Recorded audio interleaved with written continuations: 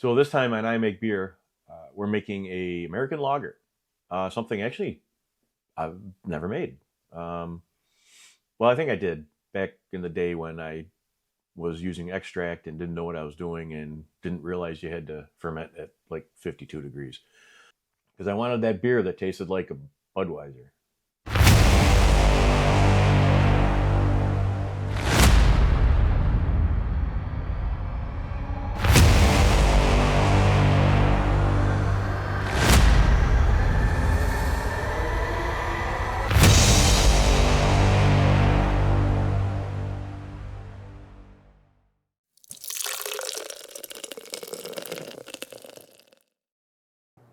You ever stick your face over here and let the steam open your pores up? I have not, but That's kind of pungent. This is for my godson, Jack, all right, don't be a douchebag. Don't be a douchebag.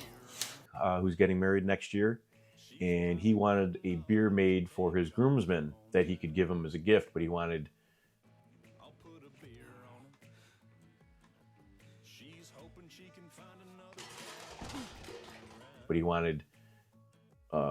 a beer specifically for them, not something that you could buy off the shelf.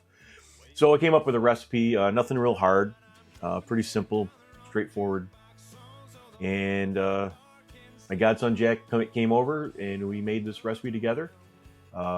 We had a few beers while doing it, and during the mash we left and actually went to a bar and had dinner and had a couple more beers. And most of the video that I captured was us goofing around and me not really explaining what was going on during the brewing process. So I'm gonna have to do a lot of fill-in and some voiceovers on this one. So I'm gonna get into the recipe real quick. As I said, this is an American lager. I've estimated it to be about 4.9%. It has 5 pounds, 7.5 ounces of Pilsner, 4 pounds, 1.5 ounces of two-row, and then 1 pound, 5.5 ounces of flaked corn. So that's our grist. I adjusted the water. This one, I actually didn't have enough distilled water, so I had to dilute it with my tap water. And so I had to make adjustments on the parts per million, or at least my ingredients to get to those parts per million. So I barely added anything on this one. We went with Hallertauer Mittelfuhrer hops. I added an ounce. They were at 2.3% alpha acid. I added that at the 60-minute mark, and a half an ounce of Saaz at 15 minutes, and those were 2.2% alpha acid. Should come out to about a 10 IBU, pretty low. I also used Yeast Labs 2007, which is their Pilsner lager. And when I started my yeast starter, about 12 or so hours, not even, it didn't look like it was building any yeast. I had already had the wort sitting in the cooler. It was down to temperature, 50 degrees, and it had been sitting in there for, the whole night, because I finished this at around 10 o'clock at night. So I ended up adding some lager yeast that I had in my fridge, dry yeast, Nova Lager. So I didn't get to use the Pilsner. I did keep it on the stir plate. I'm going to keep it on there for another day just to see if it does do anything. But if not, then it's going to get tossed. So I did a single infusion mash, did it at 148. So 148 degrees for 75 minutes. All this does is convert all the starch into sugar. Mm-hmm. Breaks it down. Yep. And then we do a mash out, which is at 168, and that's just to help rinse all the sugars out in case there's still some stuck in the barley. And mashed out at 168. So, and I did, 75-minute mash, but we were gone for like an hour and a half or hour and 45 minutes when we went out to eat. And so it was a long mash, but pre-boil gravity was higher than estimated. Then I also realized I added about a gallon or so short.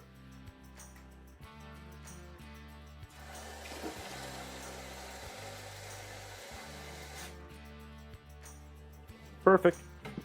So when I topped it up before the boil, so after the mash, my pre-boil gravity was about 1040, and that was after adding extra water. So that actually what it was supposed to be. Post-boil was supposed to be at 1050, and that's where I am. So my numbers came out great. My yeast didn't come out great. And we'll have to see how the fermentation goes. Also, this video is supposed to go live. I was going to do a live brew day. I have never done streaming. I tried to hook up my camera to streaming program that I downloaded, Prism, and then connect it into YouTube. And I kept getting really lagged, buffering. My bit rate was too low, according to what YouTube was telling me.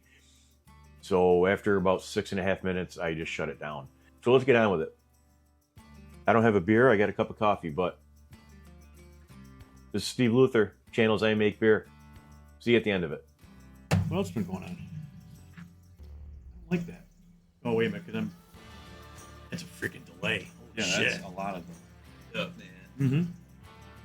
All right, so we just walked up here, Just walked in. and let's see what happens.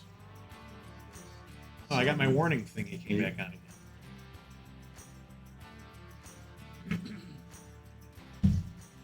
Wow. I did this with I won't say this, but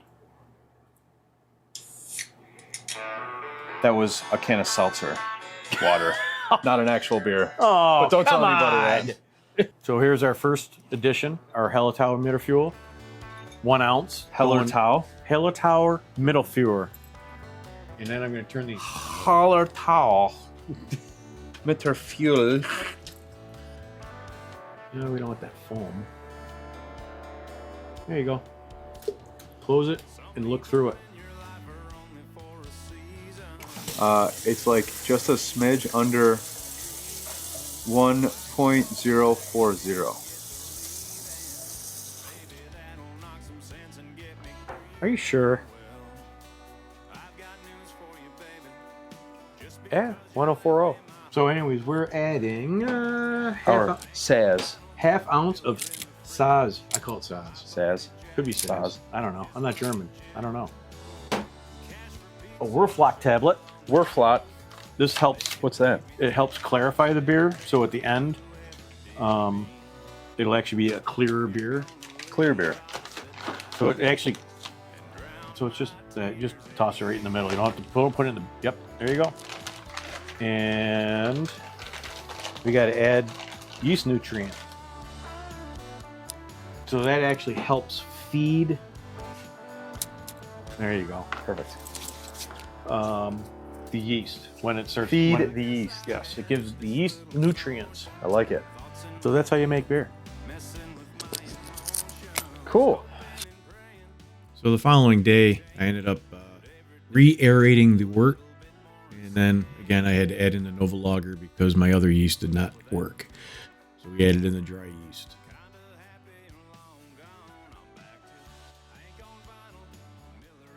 So before we get into the tasting, we'll go over our BJCP guidelines for the American Lager. So American Lagers, OG, supposed to be 1040 to 1050. Our original gravity came out at 1049. Final gravity is supposed to be between 1004 and 1010. My final gravity came out to be 1004. Obviously, we fell right into those guidelines. And ABV is supposed to be 4.2 to 5.3. My ABV came out to 5.9, which is high. We are actually shooting for 4.9 ABV. My final gravity finished a lot lower than I expected, but my original gravity was dead nuts. It was right where it was supposed to be. So IBUs 8 to 18. My IBUs are 14, and then color is 2 to 3.5, and my color is 3.9. We actually, when discussing this, and my godson Jack was looking at the beer, he actually wants it a little bit darker. Obviously, I'm not concerned in regards to how this beer looks if it's not falling into the BJCP guidelines on color. It's not really an issue. We do want the ABV to be a little lower, though. All right, so appearance. Definitely a straw color. I mean, even though it's a little bit darker than it should be, it's not dark. It's as my godson put it, we don't want it to look like piss. It's pretty light, and I don't think the SRMs are what Brewfather says it is and what I believe it is. Might be two different things. But otherwise, the carbonation's good. We got a nice fluffy white head. Doesn't stick around long, but it is pretty nice. We'll get into aroma. Classic American lager. I mean, you're just getting a very small hop aroma. You're getting that corn aroma, a little bit of corniness. Corn. Little floral on the hops. Touch of spice. Not a lot though. So let's go into the mouthfeel.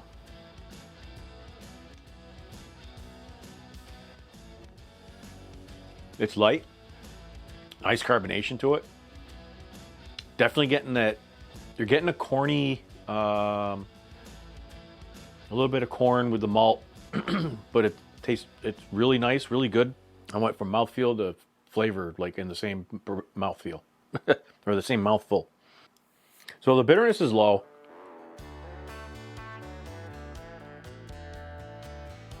So this is definitely a sessionable, even though this is 5.9. It doesn't taste like a 5.9 at all. You can definitely crush this one. Will definitely be a good beer for a bunch of young men acting fools on the dance floor, I'm sure. So I'm not a big fan of the American lagers, but I think that's just because I'm sort of biased. I've never been a Bud fan, even when I was, just drinking American beers. The macro brewers usually just drank Jenny beer, Jenny Light, and that's just because they live here in Rochester. But Budweiser always just gave me a headache. I never cared for Budweiser. Same with Busch beer, wasn't a big fan. Coors always seemed too watery, so I wasn't a big fan of that. Jenny, out of all the American lager beers that I've had that are not microbrews, Genesee has definitely got to be the top one.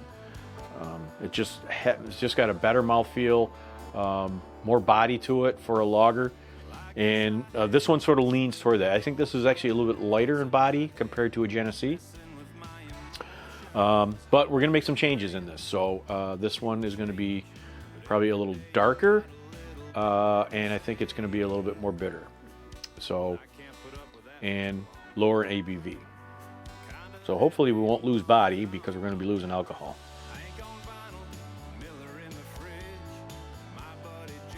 But all in all, damn good beer, I have to say. I think this is probably the first time I've made an American lager, specifically American lager. I've made several lagers, but this is one that we will make again, especially when we get back to summertime, because this will definitely be a crushable beer for summertime. Nice lacing too on this, I just noticed. The head doesn't stick around. That's typical for the style though. The head is not persistent in the style of beer, but the lacing is nice. So make some comments. Let me know what you think. If you want me to try something new, try something different, by all means. If you like the video, check out the videos we got here at the end. I'd be more than happy to have you like those and watch them to the end. We will see you at the next one. Like and subscribe, hit the bell, and we'll talk to you guys later. Peace. My tears and